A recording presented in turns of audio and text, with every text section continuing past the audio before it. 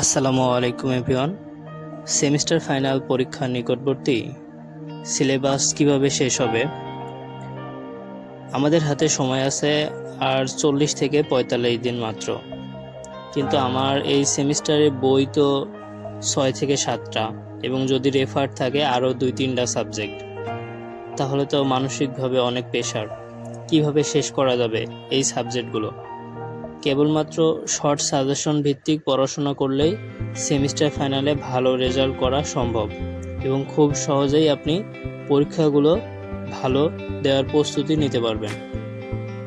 আমরা কি ভুল করি যে ওয়ান নাইট প্রিপারেশন নেই, অথবা এটা ভাবি যে আমরা একটু ইউটিউব দেখে নিব তাহলেই হয়ে যাবে, অথবা এক রাত পড়াশোনা করে পরীক্ষা দিলেই আমার পাস হয়ে যাবে।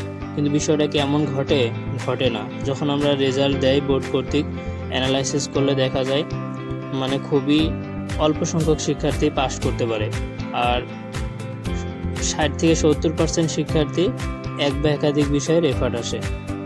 এই জন্য আমাদের করা উচিত কি, যে কোনো বড় ভাই অথবা কোনো শিক্ষকের কাছে আপনার এই বিষয়ে গাইড অনুযায়ী পড়াশোনা করা। আর ইঞ্জিনিয়ারিং সাবজেক্টগুলো কঠিন, আপনি চাইলেই একা একা পড়তে পারবেন না। আর হয় কি, আমরা ভাবি যে ইউটিউব দেখে শিখে নেব, কিন্তু যখন আপনি ইউটিউব দেখবেন ঠিকমতো প্রপারলি সব ভিডিও পাবেন না, অথবা পাইলেও আপনি ঠিক সময়ে কখন কোনটা দেখতে হবে, কোন সাবজেক্টটা গুরুত্বপূর্ণ, কোন অধ্যায় গুরুত্বপূর্ণ, এগুলো ঠিকমতো বুঝতে পারেন না। এই জন্য আপনার যে কোনো কারো গাইড ফলো করতে হবে। আর গাইড ফলো করার জন্য আপনাকে সিলেক্ট করতে হবে যে আপনি কার কাছে পড়াশোনা ভালো মতো বুঝতে পারতেছেন। এটা সিলেক্ট করে তার থেকে আপনার শিখতে হবে।